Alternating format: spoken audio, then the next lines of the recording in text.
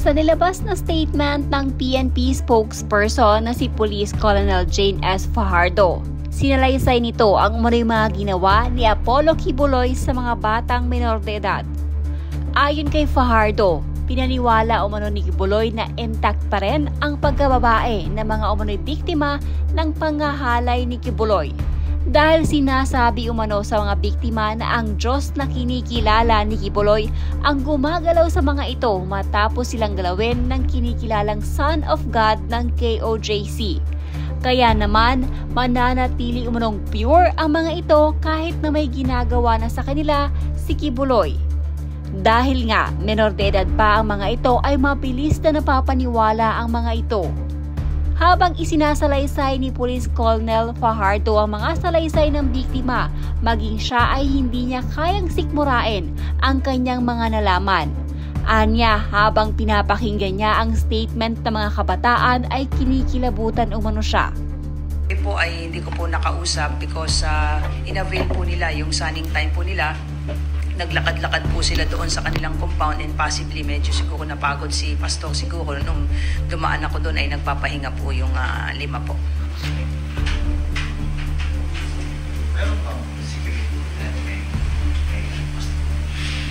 Well, none that we know of. Yes po, because SOP naman po kapag kami nilalabas po tayong isang arestadong individual, whether si Pastor Quiboloy ito ay hindi, we are really providing security. Just like in the case of other arrested personalities na na-detain po dito sa custodial facility, kapag kami order po ang court na ilabas po sila, there is a security coverage to be provided by the PNP po.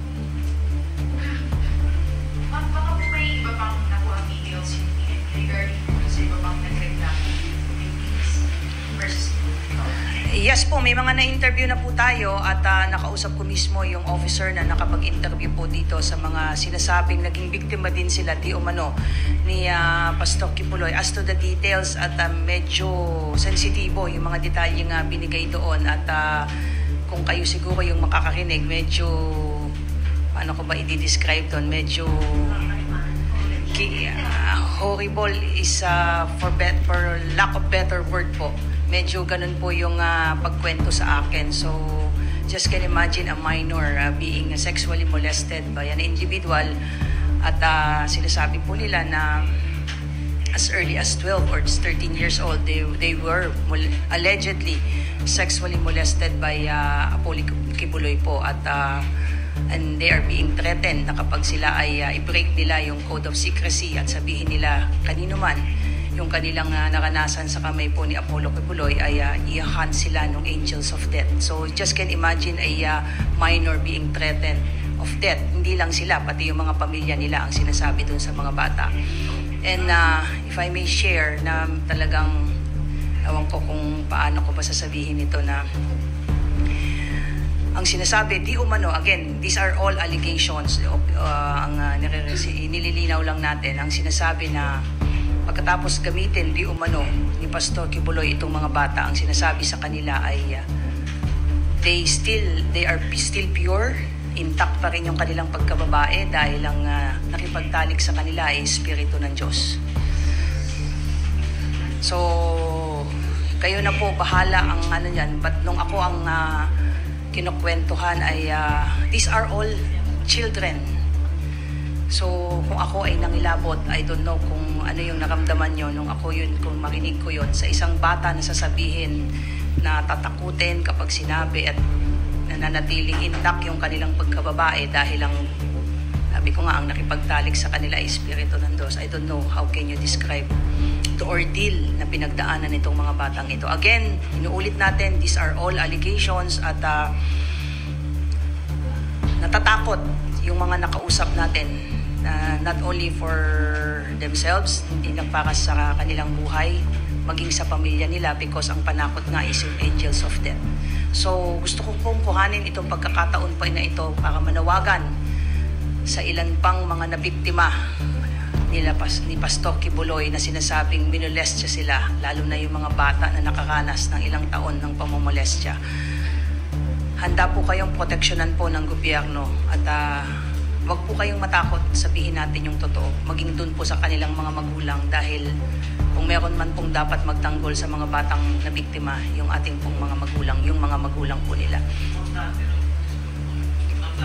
Hindi raw nakakapagsumbong sa mga alleged victims sa PNP dahil na based observation. Parang takot daw dati yung mga polis kay Kibuloy ko. Ano po yung reaction po?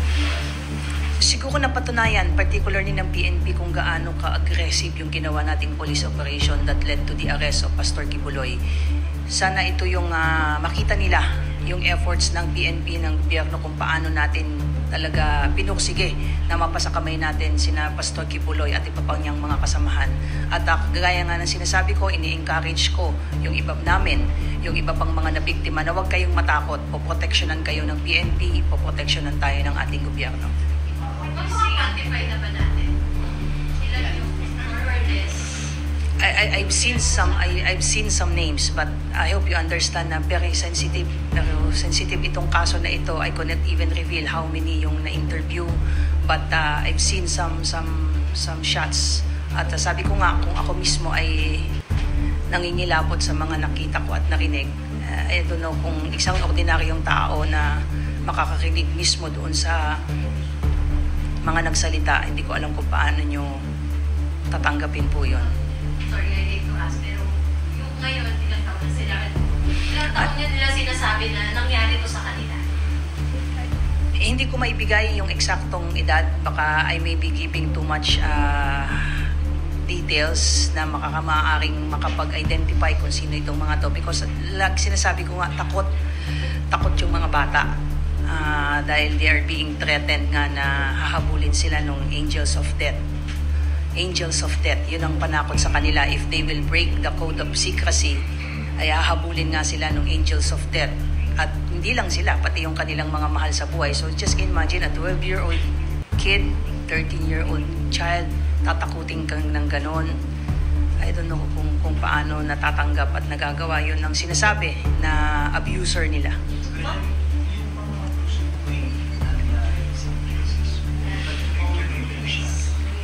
Paulit-ulit po. Ma'am, yung sinatawag na angels of death, ito ba ay parang bugs na may tuturing o ano ba yung... Well, hindi natin alam kung ito bang angels of death ay literally mga sinasabing mga goons nila Kibuloy or just a figurative speech na sinasabi para takutin ang mga bata. So, kasama po yan sa ginagawa po nating investigasyon. Again, you have to understand na very limited yung binibigay naming information because takot yung mga bata, takot yung mga nakausap natin na until now na nagkalakas ng loob. Remember nung sinabi ko na while ongoing yung police operation, may mga lumalapit na and we expect na ngayon na nasa kamay na natin sina Pastor Kibuloy, baka this would somehow ease the fear na nakakamdaman ng iba pang nabiktima. So I would like to take this opportunity nga na manawagan. Baka meron pa dyan na nanonood, huwag po kayong matakot. This is the time para i-share nyo sa amin yung inyong naranasan at poproteksyonan nga po kayo ng gobyerno. Ano yung composition ng Angels of Death? Active and retired police, military? Wala pong sinabi na gano'n. Basta ang talagang sinabi lang, yun ang panakot. Pagkatapos makipagtalik sa kanila, di umano, si Pastor Kibuloy ay yun ang sasabihin. Anong klaseng threat ba? May papatayin ba? May lulukutin? Hindi specify mo? Bahala na sa kanila. Hahabulin sila ng angels of death. Hindi lang sila, pati yung pamilya. And understandably, kasama na yung harm sa kanila at baka sa pamilya niya, including death. Kaya nga angels of death, siguro doon natin kuhanin yung term na yun. So, but kailan natin makikita na meron ulit mga maisasampang kaso? Dinodocument na po natin, ma'am. Sabi ko nga na may mga na-interview na po. I've seen some pictures ng mga allegedly victims at although sabi ko nga hindi ko ma-reveal yan sa ngayon dahil nga sensitibo itong topic na ito at takot yung mga bata. But again, sabi nga ng PNP, hindi dapat matakot kasi po protectionan sila ng PNP po at of course the whole government. Interviews about I really don't know. I really don't know how to answer that, sir. Bakit mga bata? Ang isa lang nakikita ko siguro, ang bata ay pure. Hindi ko alam kung pwede kong sabihin yung word kasi yun yung sinasabi na ganun pa rin sila, intact pa rin yung pagkababae nga nila dahil ang nakipagtalik sa kanila espiritu ng Diyos. Just can imagine how difficult it was for a child to suffer sa ganitong sa ganitong sitwasyon po.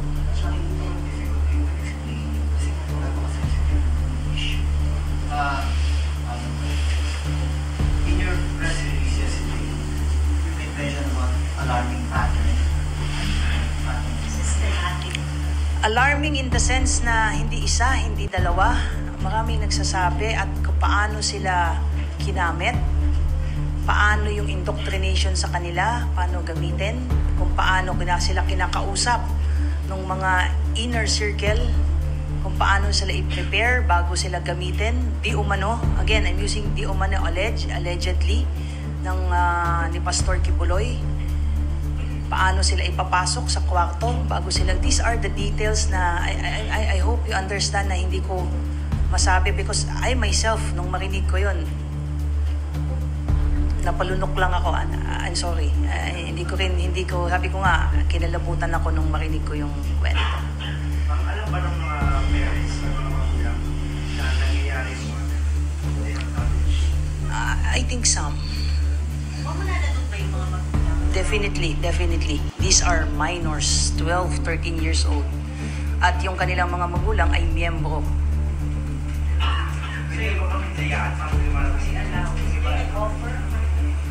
Yan ang lumalabas na alam di umano ng mga magulang dahil nga parang they are being offered. Pero at this point, ma'am, the children, they are the ones who approach or parents na or paano sila lumapit sa PNP? I don't have the details kung paano and how. Again, I hope you understand na hindi ako makapagbigay ng mga detalye na maaaring makapag-identify sa mga bata na ito. So, ingat na ingat po ako. I have to seek clearance kung how far can I reveal. So, yan lang yung kaya kong i-reveal for now na about the angels of death, about the manner they were being prepared before they will enter the room of Pastor Kibuloy, allegedly, and even yung pagtatalik sa espiritu. Those are the only things na po pwede kong i-share for now. But other details, I cannot. Paano nag-aaral siya si Pastor? Yung threat ba ng angels of death, meron pa rin doon sa mga victims or sa members ng AOJC? Well, we have to expect na ongoing, continuing yung threats na yan, and that is probably the reason why ang mga bata ay takot pa rin magsalita because they keep on saying na yun yung paulit-ulit na sinasabi sa kanila na habulin sila ng angels of death. Kasama ba sa investigahan ngayon ng PNP kung ito bang angels of death ay goods o mamaya gumagala ko sa Davao na Kasama po yan, ma'am, sa iniimbestigahan po ng PNP. Maliban doon, ma'am, sa ginagawa silang panakot sa mga paglalabas ng secrets, iniimbestigahan pa tayo na iba pang mga activities ng angels of death? Well, yung concentration ng focus, yung focus ng ating investigation ngayon is based doon sa mga revelations ng mga bata, including if talagang yung mga angels of death ay talagang mga guns yan or just a figurative speech para lang takutin ng mga bata. But ongoing po, sir, yung investigation po. I can say na necessary precaution is being considered para to protect po itong mga bata po na ito. Kung asaan sila, I cannot say that. Ano ba yung promise? Ano ba yung nakukuha nila? Bakit pumakot sa iyo? Well, ang isang sinasabi is Diyos ang kanilang pinagsisilbihan at kung ano man yung gagawin nila ay yun yung parang kanilang passes to heaven. I understand. So, yun yung I don't know how an individual can do those things sa isang bata. I cannot cannot imagine. But again, let me reiterate, these are all allegations, these are all claims by those who were interviewed. But let us to see, sabi natin, these are all being documented po.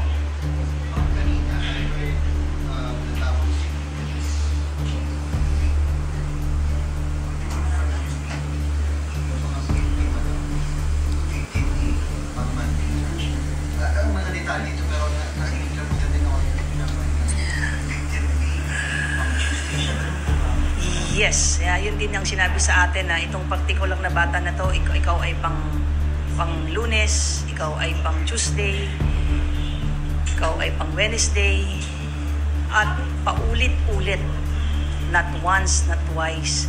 Just can imagine, 12-year-old kid, I don't know, sabi ko nga, hindi ko alam paano nagagawa ito sa mga bata.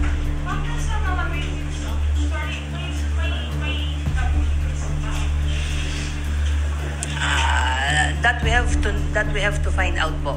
Kung hindi natin natanong kung during the actual sexual intercourse kung may suot ba na we have to check po.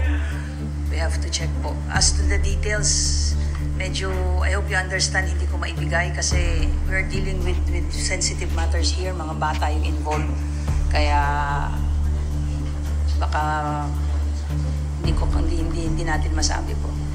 During the operation, mga biktima ng Pastor Kibuloy, at during the operation din po, nasa communication yung police members sa pag-operasyon ng PNP, may wala naman po ba yung POJC members Definitely, kasi particularly yung doon sa tinatawag nating nasa innermost circle niya, na sila mismo ang nag-indoctrinate, sila yung nagsasabi, sila yung nag-aalay dun sa mga bata po. Definitely. Who are those? Antayin po natin yung formal complaint po. Ma'am, as we speak right now, nadadagdagan yung marami. Yes, I've seen names doon sa mga nabiktima po. Matagdag ng matagdag. Yes po. Majority minors. Yes. Yung mga bata, ma'am, na ito, yung mga biktima, sabi niyo nasa safe na po sila, pero meron na po bang na-initiate na psychological test na? We are coordinating doon sa mga, of course, sa DSWD, yung mga social workers, psychologists, kasi just can imagine yung pinagdaanan ng bata. So, kasama po. So, medyo naging parang habit na. Yeah. So, gaano po ba kahirap? Kasi po, wala po anak na babae, pero gaano po kahirap na mag-unlearn sa isang teenager ng mga ganong mangyayari sa buhay? Ano na po ito nakatatak na po ito sa isipan at puso ng mga bata na inabuso po. So, practically, yung trauma nito for life.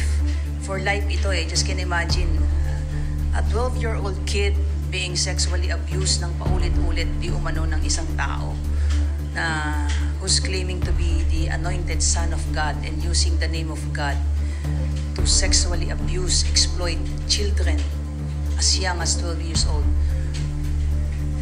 For a parent to allow this, I don't know kung bakit nagagawa ng isang magulang i-offer yung anak nila in the name of faith.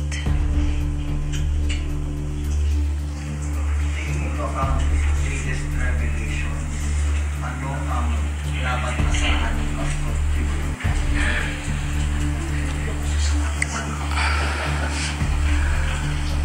Asahan niya, sir, na hindi tayo titigil hanggang makuha ng mga batang ito ang hustisyang para sa kanila.